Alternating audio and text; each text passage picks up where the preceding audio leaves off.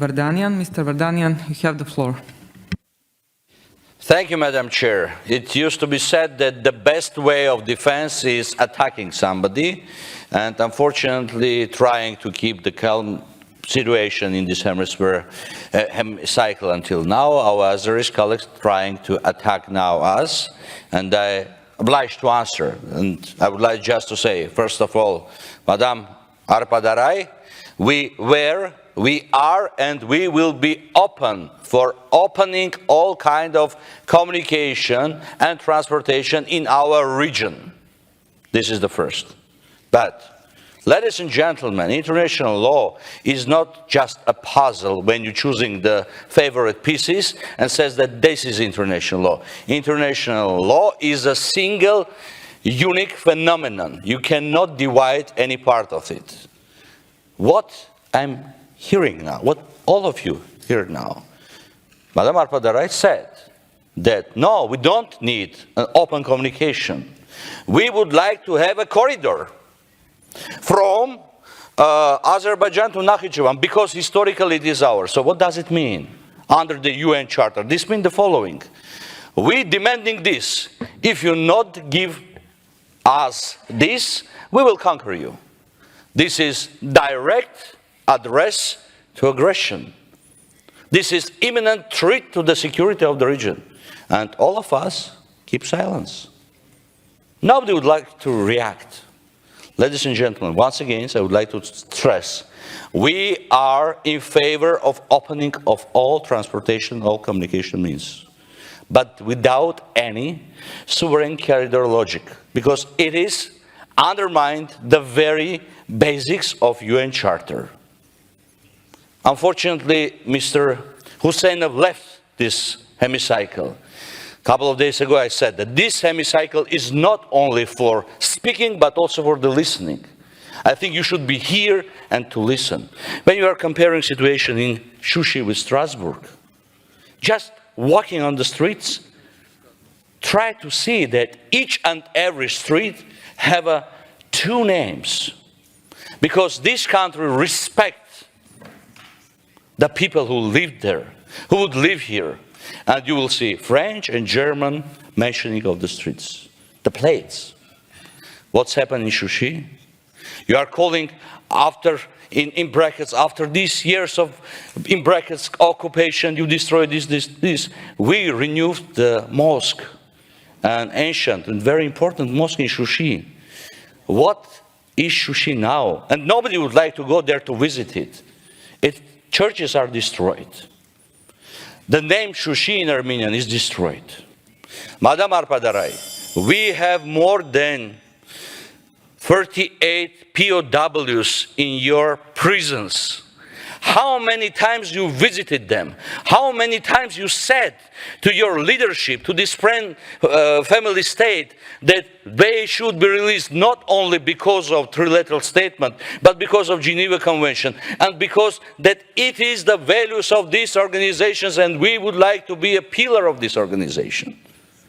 I understood that all of you sick and tired of these discussions, but we have people, live people, which are each day under the threat to being tortured in Azerbaijani prison. And nobody would react to it. Sometimes I think that I'm speaking and nobody listens to me. Thank you, and sorry for being so emotional. Thank you. The next speaker is Mr. Vlad Batrinchea. I don't see him in the hemicycle. So we move on to the next speaker, Mr. Haik Mamyanian. Mr. Mamyanian, you have the floor. Thank you, Honorable Chair. Ladies and gentlemen, we all know that there was Stone Age, Golden Era, etc. I do think that now we are living a rubber era of European values. They bend, they fold at the pleasure of politicians. And yesterday's discussion regarding the UK government's reaction on the decision of ECHR proves that. Here are some more facts. European Parliament voted 4 documents urging the importance of immediate return of POWs inadmissible possibility of social terror, i.e. leaving people of Artsakh without gas supply in terms of severe winter, pointing the aggressor a 40-day war, and it had no consequences for COE member state. Dear lady, you were calling my motherland historic Azerbaijani state territory. One of your colleagues in Milli Mejlis was already preparing right for Azerbaijan for a new aggression regarding the corridor. And Mr. Husseinov, we are not revanchists. We are patriots. More than that, no one speaks about the fact that COE member state occupied internationally recognized sovereign territory of Armenia and just refuses to leave. There are some other facts regarding the internal politics of my country. For example, less than 1 month ago, police brutally beats and uses stun grenades on the peaceful protesters on the doorsteps of the EU embassy in Yerevan. And I'm not speaking figuratively. I'm speaking literally on the doorstep of the EU embassy in Yerevan.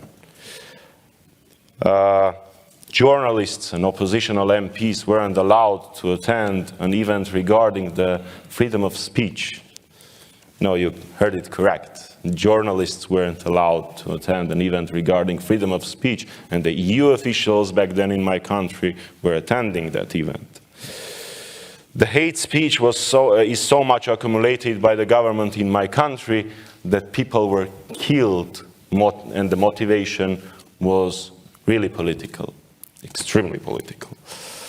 There was a tape which goes viral when two people, the ex-president and the current president of the judiciary body, highest judiciary body, discuss how they are going to create cases, fabricate cases against the oppositional leaders. So the reason for these disasters are populists and dictators.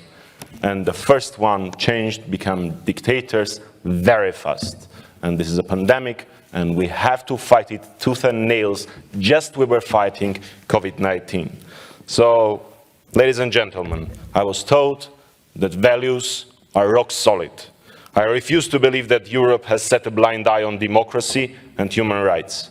I refuse to believe that Europe has forgotten the right of self-determination, which is simply a right to live for people of Nagorno-Karabakh. Europe used to be a flagman of Christian democratic values. Even if you decided to abandon that flag, we are going to wave it proudly, because it's our cross to bear. Thank you. Thank you. The next speaker is Mr. Mehmet Megdi Eker. Mr. Eker, you have the floor. Okay.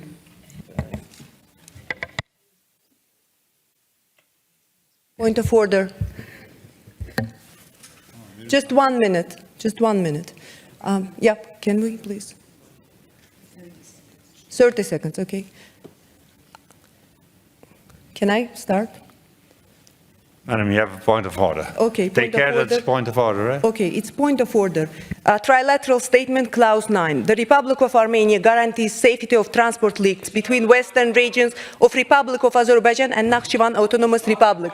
Signed by Pashinyan. Thank you very much, Prime Minister Madam. Pashinyan. I was just being accused of saying some kind of, I don't know, claims. So this is signed by Prime Minister of Pashinyan. Before saying something, please read and then say. Thank you. Thank you very much, Madam. What I wanted to say, this was not a point of order, this was a personal statement. You are entitled to... sorry, yes. Sorry, please sit down, I explain you. You had the right to take the floor, I gave you the floor. I only tell you this was not a point of order, this was a personal statement, and you are entitled to do so, and you were given the floor. And now we continue with the debate. The next on our list is